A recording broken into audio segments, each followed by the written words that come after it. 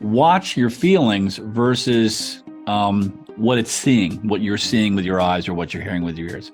And it correlates the two, and then it stores a program, which is based on your reaction. So if you get up in front of people and you have to talk and you get really nervous, it correlates the two, talking in front of people, getting nervous. So it stores that as a file, and then somebody walks in and says, oh, hey, I need you to get up and talk in front of some people tomorrow. Then the subconscious mind goes and gets that, and then you experience it. So basically, what we do and what neuroscience has shown is that about 95% of the day, we're not actually the thinker of the thought. We're being thought by the subconscious mind.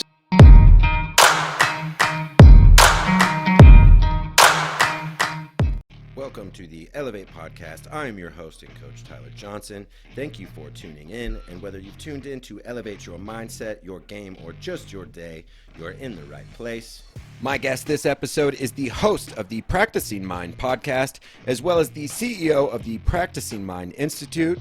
He is also a coach and author. His latest book we discuss here, it is entitled, It's Just a Thought. Welcome to the Elev8 podcast, Tom Sterner.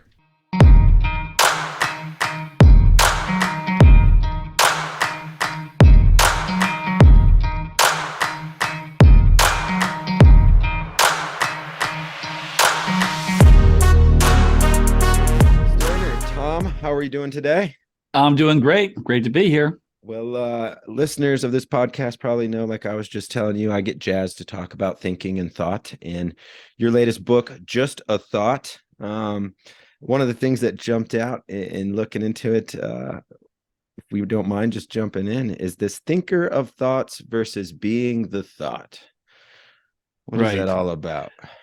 Well, usually what happens during the day is that we face a stimulus of some sort, something outside of us. Somebody says something, a visual and audio stimulus. And the language of the subconscious mind is feelings. It's not so much words, it's feelings. So what the subconscious mind does, and it's in a very elegant recording system, and it's running 24 hours a day, it will watch your feelings versus what it's seeing, what you're seeing with your eyes or what you're hearing with your ears. And it correlates the two, and then it stores a program, which is based on your reaction. So if you get up in front of people and you have to talk and you get really nervous, it correlates the two, talking in front of people, getting nervous. So it stores that as a file, and then somebody walks in and says, oh, hey, I need you to get up and talk in front of some people tomorrow. Then the subconscious mind goes and gets that, and then you experience it. So basically, what we do and what neuroscience has shown is that about 95% of the day, we're not actually the thinker of the thought. We're being thought by the subconscious mind. So what is happening is all these things that are going on outside of us, we're noticing them. And as they come up in front of us, the subconscious goes and gets what it thinks is the appropriate response to that situation. And we've been doing this our whole life, and it feels completely normal. It feels like we're in it. It feels like we are the active thinker when actually we aren't. And an example I give many times on these interviews is, excuse me, I had a CEO one time that I was working with, and we were having this discussion, and he said he didn't buy into that modality. He said, I think I'm thinking all the time for myself, and I don't think I'm being thought. And so to make a point with him, when he finished his sentence, I said, did I ask you to talk? I don't think so. You need to sit there and shut up until I tell you to talk. Of course, as soon as I did that, his subconscious went and got the reaction that it thought he would want to have when that happened because of what he had told it in the past. And we immediately went into did you make a decision to react the way you did? Or was that just basically an impulse that happened out of your control and really out of your consciousness? And it was an awakening for him. I mean, he said, thank you. He said, you're absolutely right. He said, I had no control over that. I was in it and I wasn't even aware of it. So that's what, the difference. What we want to be is the thinker of the thought, and not be thought. And you have to understand that the subconscious mind is a million times faster than the conscious mind. And we need that. We need it so that, if we touch a stove that's hot, we don't need to think about everything that's involved in pulling our hand away. It just takes over and does it for us. We don't need to learn to button our shirt every day or, tie our shoes. It takes care of all that for us. So it's not that it's a bad thing. The problem is that it is always running and we are feeding information into it. And just because we don't know that we're doing that doesn't mean it's not happening. Yeah. How did you first get fascinated into this topic and the way people think and the automated processes that we've been kind of stuck into our software? Well, it certainly started with me. I was aware that the way that I thought, my behaviors, I didn't know all this stuff back then. I just knew that I had behaviors that were not going to allow me to reach my potential. And I'm going back to when I was in middle school, by the time I reached the senior in high school, I really knew that I was not finishing things that I had started, things that I wanted to do, not things that I was being told I had to do, like, learn how to play the piano. I was paying for my lessons. I was doing that, but I didn't like practicing. And I was just like everybody else. And I thought, well, why don't I like practicing? I want everything that practicing is going to give me. I just don't want to practice. And I just started looking at where are these thoughts, where are these feelings coming from? And can I change them and make it so that I like to practice? And then I look forward to it. And that was when I began studying, when I was in college, I began studying Eastern thought because a friend of mine had given me his Philosophies of the World book and said, I think you'll like this. And I started out just absorbing things like Zen mind and present moment functioning and all that kind of stuff. And I began to apply it. And instead of being, when I had a goal, instead of being attached to the goal, I'd be attached to the process of achieving the goal. And I found that changed everything. I loved learning to do anything. I loved developing any skill. It really changed my life. And it was funny because back then, within a few years, people were telling me I was the most disciplined person they knew, which I thought was kind of funny because I hadn't lost the old image of myself. And then I became interested. I thought, well, where else can I learn more about this? And that led me into sports psychology. And then from there into, neuroscience, because neuroscience really wasn't around back then, certainly in its form today. And I just really began, as I just kept going and going, because I've been researching this stuff for 4.5 decades. I am fascinated by where we are in the research and how we really do. When I was growing up, I was told you can't control your emotions. They're your emotions and you can't control them, which is the farthest thing from the truth. But that's the way they thought back then. And now we know that isn't true because we know where the emotions come from. And we know that we are not our emotions and we're not our thoughts. And we do have the ability and the faculty to think outside, to actually, be outside of our thoughts and be outside of our emotions and make choices. And I was just fascinated by all of that. And that's why I continue to research. Every day I spend several hours on this stuff. There's so much coming out now. It's really a great time.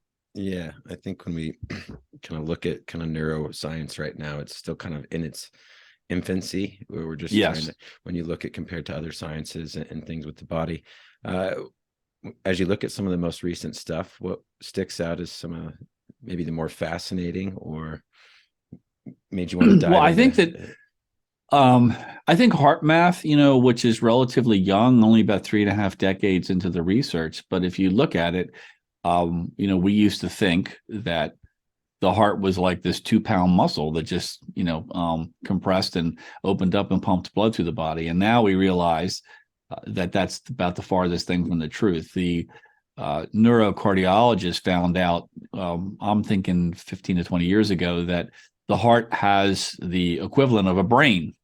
It has a memory and nervous system, and that the heart actually does most of the thinking. It's not the brain. The brain does things like manage blood pressure and hormone release, but it depends on the heart to tell it what to do. And it just seems, when you think about that, just because of the way where we've come from, that just doesn't even make sense. Because we just don't think of the heart like the brain is. We always think of the brain as this thinking organ, whereas the heart, we don't. But we know this for sure now, and we know that when they started studying the communication traffic between the two, they found out that the heart was, I believe, 75 to 80% of the communication was coming from the heart to the brain, as opposed to the brain coming to the heart. And the other thing that is really fascinating, I think, is that the heart produces a very strong electrical field which goes outside of the body. Now they've said initially they were talking about maybe 3 feet, but they've implied that that's a limitation of the instrumentation that's measuring it, not a limitation of the actual electrical field. Gotcha. And this field is encoded with data. And that field, that data is us. It's our concept of ourselves. It's how we feel about ourselves. It's how we feel about the person we're talking to or the thing we're doing. All of this information is in this electromagnetic field. And everybody has this and everybody is broadcasting this. And our neuro system is designed to receive the information as well as to put it out there. So when we're around people, there is a very real communication that is going on between our hearts, much more than our brains, and which opens up this other thing where the heart only deals in truth. It's only projecting truth. The mouth can project all kinds of lies, so there can be a real miscommunication, like a disconnect between people when what's coming out of somebody's mouth is not matching up what your heart is receiving from their heart. So it's a fascinating study. And when you get these two in coherence, the brain and the heart into coherence, which means that they're in sync, the whole body falls into sync. And when that happens, your cognitive abilities expand, anxiety drops, your peripheral vision expands, your decision-making expands, all sorts of stuff expands. And so it's a really exciting field, and it's a game changer. I mean, as I sit here and listen to you, I think I'm like, well, yeah, it's hard for us to measure thought, right? Like sometimes but I mean, I've got one of those Whoop things, right? So my heart rate variance is being tracked right now, but it's harder for me to have something tracking my thoughts, or measure them, where we see the, maybe the obvious correlations where stress, a heart rate's going to go up, right? In certain emotions like that. There was some data, it might have been HeartMath that I think came out with it, but it was of D1 soccer and basketball teams. And as they measured their heart rates during games, as the teams got closer to scoring a basket or a goal, the team's heart rates almost began to get closer and closer to syncing up. Interesting. That's very interesting. Yeah. And then which would be, well, that would be what they call group coherence. Like there is a group thing as called group coherence. And then there's also a global coherence. I mean, HeartMath has pockets of people all around the world using the HeartMath technique to create a rise in consciousness, like to bring coherence globally. And they're very serious about this. And the science, you were saying, it's hard to measure thought. Well, I think what's interesting is we can, used to hear thoughts or things, Yeah. Well, now we know that, their thought is electromagnetic energy that is encoded with information. It's not voodoo and hocus pocus. I mean, it is actual. When you think a thought, there is an electrical field that is formed that is encoded with information. Much like I think the example that HeartMath uses is that it's like a cell phone. A cell phone puts out an electromagnetic wave, and that wave has data in it. It's carrying information, whether it's your conversation or pictures or text that you're sending. That information is in that wave. And we're doing the same thing. And because quantum theory is saying that there is, we live in a non-local universe, meaning that there isn't me here at my computer and you there, and we're just these two separate things. We are in a field of energy that is constantly in motion, and we are connected through that field of energy because we are part of that field of energy, sort of like being a drop of water in the ocean. There's trillions of drops of water in, they're just individualized water, but they're all part of the same water. So when that information goes out of you, it goes into this field, and the field responds. And so that's the reason why, if you look at like HeartMath, they can think into the field and put this information into the field, and the field responds, and it's non-local. It doesn't matter to the field if the people are separated by 3,000 miles, because from the example that I use is, if you think about the drops of water in the ocean, a drop of water off of the coast of Africa has a thought, and in the ocean off the Pacific coast in the United States knows it because it's just the information is omnipresent instantly. And so this is why this is such a fascinating study to me. It's really changing. It's going to change the way we think about thinking, because we're going to have to be more aware of what we're thinking as a responsibility, because our thoughts are changing. What we're putting into the energy, our thought energy that is going into this field is affecting everyone, and not just us. How do we, in this world, especially with technology wanting us to automate and put things on autopilot and simplify and put things in a comfort, how do we slow down and better observe, become the observer? Well, the very first thing you have to do is you have to have some sort of a simple meditation program. I mean, I don't usually like to use the word meditation because it has so many connotations to it. Like we're not necessarily looking for a spiritual transformation. Not that that can't happen, but in order to be aware of what we're doing, we have to get outside of it. We have to become the observer of what our thoughts are doing. We have to, I did a thing with these high school kids one time where I told them I was going to set a timer for 2 minutes and I wanted them to close their eyes and stop thinking, which I knew that they couldn't do, but they didn't know they couldn't do it, which was really the gag. And so at the end of 2 minutes, and they came out of that, they were all shell shocked. I mean, they were just going on and on about how they couldn't stop their mind. They kept trying and trying to stop their mind, and they couldn't. And I said, so if you're asking your mind, you're telling your mind, you are executing your will with a direct command to your mind to not think, and your mind is saying, it's just ignoring you and just saying, no, I'm going to think anyway, then who's actually in charge during the day? Because it isn't you. He said, you're basically being thought by something, but it isn't you. And this was really an epiphany for them. But the other side effect was that because their minds are so overstimulated with their smartphones and the media and everything, that 2 minutes of trying to more or less focus on their breath, because that's what I had them do. I said, I just want you to watch your body breathe for 2 minutes.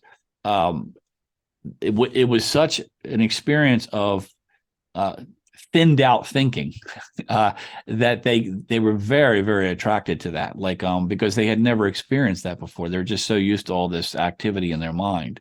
So getting back to your question, is the very first thing you have to do is become aware of what your mind is doing without your permission.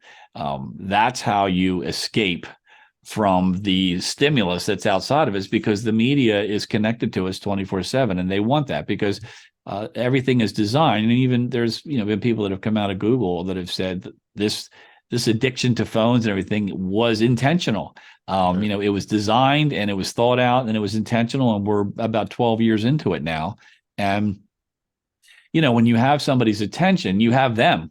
You can determine what they hear, you can determine what they think, and you can also sell their attention to somebody else. Yeah. So it's really important to be aware of, am I thinking or am I being thought? And the only way you can get there is, to me, is it only takes maybe 10 minutes a day, is to go through some sort of a meditation program, because the other technology that we're realizing in terms of our relationship with our mind and our outside world is that, we're asking our mind to process so much data in such a short period of time. If you go back 100 years ago and you had to ride in, from the ranch into town to get supplies, you basically, if it was 5 miles away, you just kind of sat on the horse and it clipped and clopped along, and there was really nothing to think about, and you're just walking through the woods, and that was it. So your mind was pretty slow. Now with this constant influx of data, we're asking our mind to move very, very quickly, and it's accommodating that. It's evolving to be able to do that. But what is atrophying is our ability to focus our mind on any one particular thing for any length of time. People are finding that they can't read for more than about 10 minutes, and then they got to go check their email. I mean, they just can't sit still. They can't be still. When they try to sit still, their mind is they just can't stop it. And this is another reason why it's very important to have some sort of a meditation practice today to counteract that, so that you don't exacerbate this forward motion that we have of losing our ability to be focused. I think you kind of touched on it earlier too about there's the misconception that meditation has to be spiritual. I think there's this, it's the emptying of the mind. You have to empty your thoughts, stop thinking. Is part, people they're like, well, again, I can't. Like, what do you mean? But can you talk a little bit about, once we're aware, especially student athletes that work with a lot and coaches listening work with, is that lack of judgment, is being able to, distance some judgment from it and then be able to assess instead of jumping to judgment, which all those devices and media train us to do. Well, let me say this first about the meditation. Where people fall down in meditation for what we're talking about here is, as you said, we're not trying to still the mind. What we're trying to do is see what the mind is doing without our permission. So I tell people that, when you go through this and you give your mind a simple command, like, I just want you to follow my breath, and we're going to do this for 10 minutes. What will happen is, very clearly, is the mind, being a problem-solving machine, gets bored because it's not a very difficult problem to solve. And so then it takes off. And when it takes off, you go with it because that's what you do. And then there's a point in that when you go away with the mind, whatever it's thinking about, thinking something that's got to happen in the afternoon or something somebody said to you yesterday, there'll be a point in that where you wake up. And that's where the whole juice of it all is. Because when you wake up, what has happened is you've stopped being in the mind and you've reverted back to the observer of what the mind is doing. That's the PowerPoint. When you're in that place there, it doesn't matter whether you're, in a game and things aren't going right. Like, if you get pulled into your responses, then you've surrendered your decision-making and your self-control to your responses. And so when this happens, it's no different. When you're in this meditation, your mind has said, through stimulus or boredom, whatever, that's a stimulus. It's going to go out and find something to think about it finds more interesting. When you see that, then what you do is, first of all, you wake up, and that waking up is you recentering with the observer or the noticer instead of being in the thought. And the second thing is that you pull the mind back on task. And when you do that, you strengthen your will. So those two things together, there is no bad meditation. That's where people fall down, because they think, like, well, I was chasing my mind all the time. So that just means you got a lot of reps in. It doesn't mean it's a bad thing. That's what, people quit meditating because they feel like they're failing at stilling the mind. And that's not really what we're after in terms of this, mental performance that we're talking about here. We're talking about, you can't control your mind if you're not aware of what it's doing, and you have to be outside of the mind to be able to do that. And then you can begin to look at, well, how do I react to a missed field goal, or a missed putt, or whatever it is, like when you're talking about athletics, right. How have I told myself, to react? Now, as far as the judging goes, I tell people, look, judging is always bad. Analyzing is good. You can always analyze, but judging always comes right after analyzing. And judging is always based on a point of relativity, which is never absolute. If you get a guy that can't break 90, well, if he shoots an 89, that's a good round him. If you got a guy who's a scratch golfer, it's a terrible round. It's not an absolute, right. So I think it's, and it's also important to be aware of your thoughts in those situations and how you're judging them, because it tells your mind a lot about your expected performance. So, for example, I was working with some college golfers one time, and this kid said to me, let me give you a scenario. He said, I'm winning a tournament. I'm on the 18th hole. I have a 1-stroke lead. He said, now on the 18th hole, it's a par 3. Which isn't likely, but he said, and so I got to carry water if I want to give myself the best chance to pick up another stroke. He said, so I can carry the water, or I can play out to the fairway on the side. And he said, it will be a safer shot, but probably guarantee myself no better than a par. So he said, should I take the risk? And I said, well, in your situation, there's a lot of factors. I said, first of all, who's 1 stroke behind you? Is it a guy that's still got 9 holes to play, or is it the guy that's standing next to you? I said, but really the the meat of what you just said is, should I take the risk? I said, because what you've just done is told your subconscious to go get me the mechanics that I execute when I feel like I'm taking a risk. I said, that's the worst thing in the world. I said, like what you should be telling it is, give me the mechanics I feel when it's a no-brainer and I'm hitting that shot. I said, it's that interpretation of that moment. So your judgment of this moment, that this is a risk, is going into your subconscious and said, I want you to go get me the way I feel, the way my body feels, the way my neurosystem works, everything when I feel like I'm taking a risk. And I said, and so you have just degraded your performance considerably simply by that thought. And that was a judgment. Sure. I like that example. As an athlete, they tend to sometimes dwell on the mistakes and they spiral, and a lot of times talk about creating something to go to so you can break those negative thoughts or distract yourself from even thinking them. Is there something when it comes to, recovering from a mistake or an error that you like to teach athletes? Well, I usually teach them that I want them to have a rescue mantra. So a rescue mantra to me would be, when you start to feel like I don't know, like I'm going back to golf because I played so much golf, but you're in a match play and you got to hit the fairway, and you don't. In order to intercept the habitual behavior that you may be fighting against, you have to have something to intercept that so you can get ahead of it. And to me, I call it a rescue mantra. So it could be like, this is when the fun starts. Something to tell you that, to let you stop that and then re-anchor yourself in a procedure that you have thought of outside of this moment that you are going to execute when this moment comes. So that the rescue mantra gives you that the brief second to interrupt the momentum that this situation has, because you have repeated your response to it so many times. So it's going to push back, and you accept that, and you make that decision. You say to yourself beforehand, if I can handle that situation when it happens, because I know I'm going to miss the fairway. So when that happens, so I'm not trying to figure it out in the middle of this situation when there's all this emotional content flowing. What do I want to do before that? And then when you have that figured out, then you need something to be able to cut that programmed habitual response off long enough for you to reset and get into this other procedure that you've decided you're going to execute there. And I just call it a rescue mantra. Love it.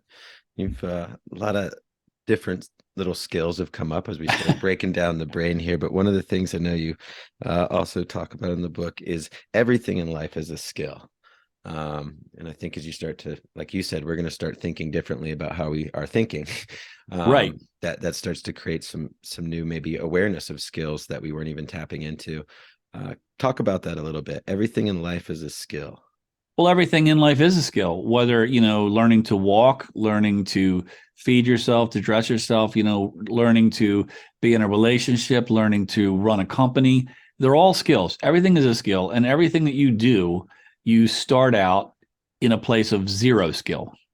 And then you're on this linear line of mastery. And so the trick is, what is your interpretation of the process of mastery?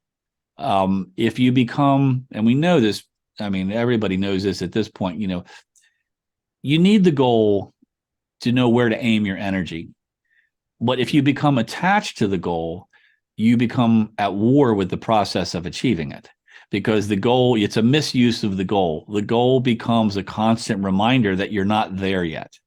And it's constantly, and now in order to have that internal dialogue, you have to use a certain amount of your cognitive ability, because it's got to process that and have that conversation. And that's cognitive ability that you don't have to make decisions in your sports performance, in your execution, because it's being used for stuff that has nothing to do with performing at a high level. So it's very important to me that you have this awareness that, look, you will never perform higher than you will when you're in the present moment. That doesn't mean that when you're in the present moment, you will always perform the way you want to. It's Right. just in that moment, you will be performing at the highest level that you're capable of. If you keep your mind into the present and again, we're back to that. You can analyze, but you don't judge. Um, Judging, just the word, has a negative connotation to it. I mean, we don't think about judging something as being like really great, like, and we don't, the thing is, we don't think about things that we do well because they're so easy for us. We Right. only notice things we don't do well. We don't notice, when we're really playing well and executing well, we don't really think about it. We just have an overall good feeling. But we notice every little detail when we're not performing well. And one of the things that does, just from the fight or flight response, is that it elevates our adrenaline, which cements it into our memory. That's one of the, and if you think about that, well, it makes sense. Like if you touch a hot stove, then you want to make sure you don't forget that, so your adrenaline goes up, so again, in sports, you have to be aware that when you judge something, is when you start this conversation of I'm terrible, etc.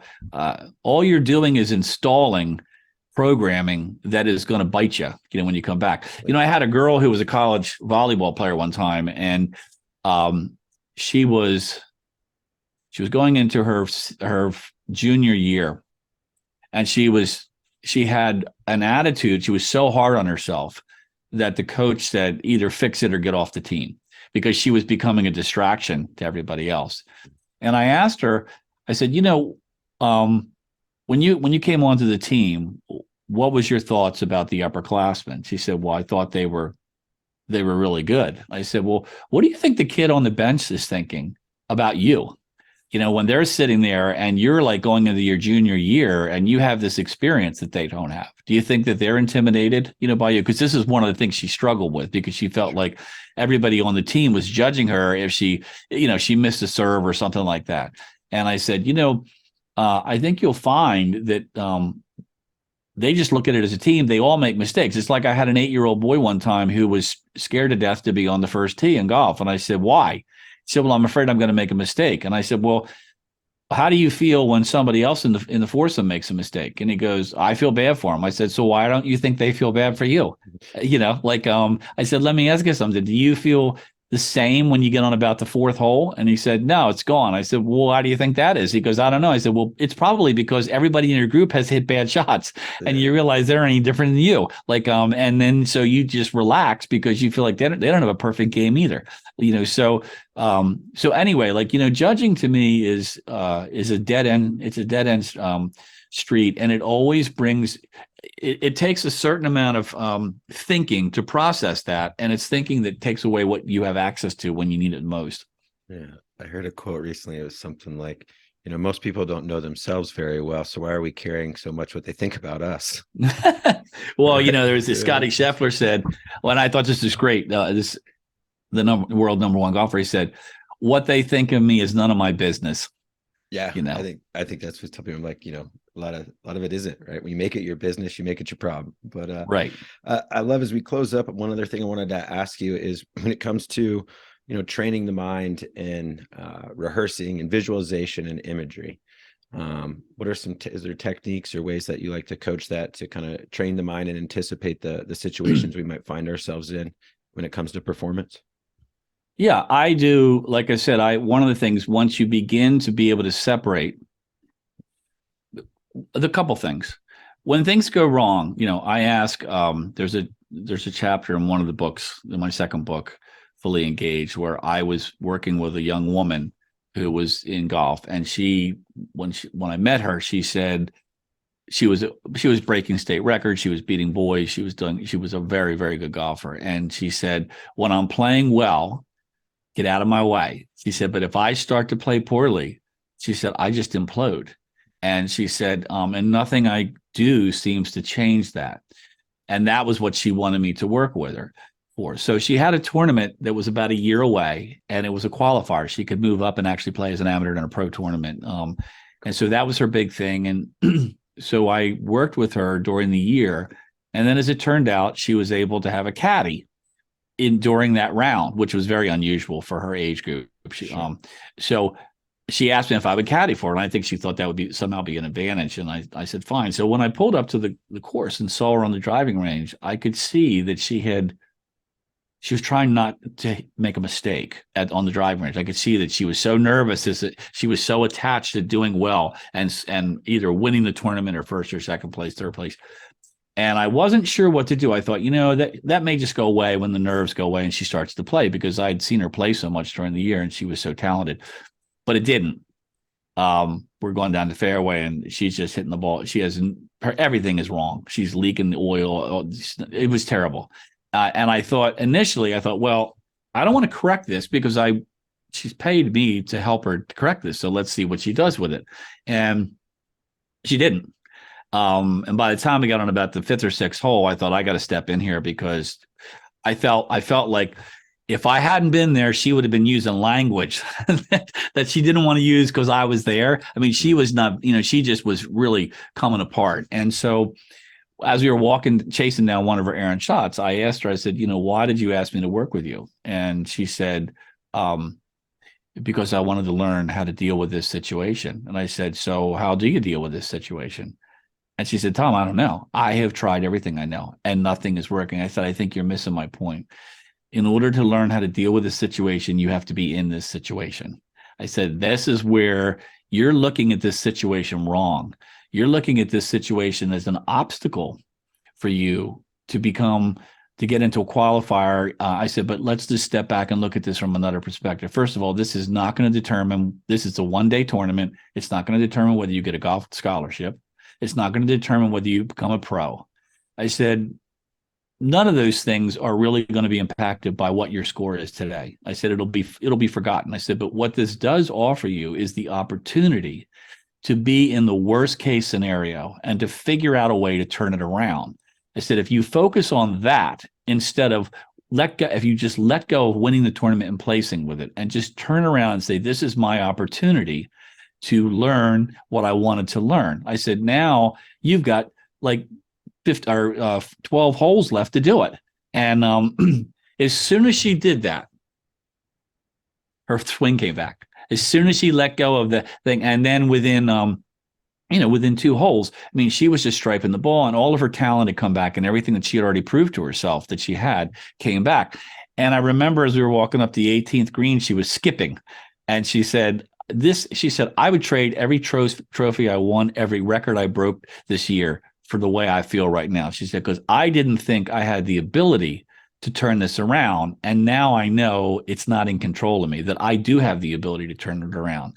So again, I feel like I have a thing, interpretation will create your experience, which will then create your performance. So